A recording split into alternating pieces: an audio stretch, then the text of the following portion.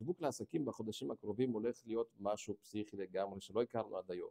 תחשוב על הרעיון, פעם היינו מחלקים פליירים בדירות בתקווה שנפגע במישהו שרוצה את השירות שלנו או את המוצר שלנו.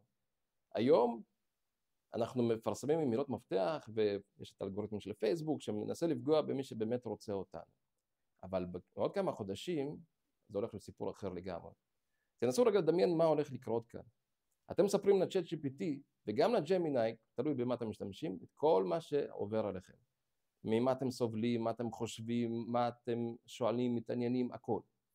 כלומר, פעם הבאה שמישהו מכם יגיד, איזה חופשה אתה ממליץ לי במקום פלוני ופלוני, צ'אט GPT גם בדרך יחפש מי מפרסם את החופשות האלו בממומן אצלו במערכת, וישלוף לכם מודעה מיוחדת שמתאימה ספציפית לשאלה שלכם.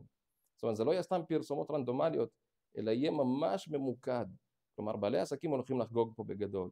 אבל מצד שני, גם אתם, הלקוחות הפרטיים, הולכים ליהנות מפרסומות מאוד מאוד מאוד מאוד מדויקות, וזה הולך לקרות עוד כמה חודשים. בגוגל אגב, אני כבר רואה את גוגל מכינים בגוגל אדס תשתיות לסיפור הזה, זה כבר עובד כבטא, הם מנסים את זה, באירופה זה כבר מתחיל לרוץ, עוד מעט זה מגיע לישראל, זה הולך לשנות את כללי המשחק לגמרי. אז אם יש לך עסק, יש למה לצפות, ההכנסות שלנו הולכות לגדול, ומצד שני, אם אין לך עסק, אז הפרסומות המיותרות הולכות להיעלם. אז יאללה, להתראות, תעשו לייב, תגובה, כל מה שצריך, להעביר הלאה וכאלה, כדי שנצא ללמוד.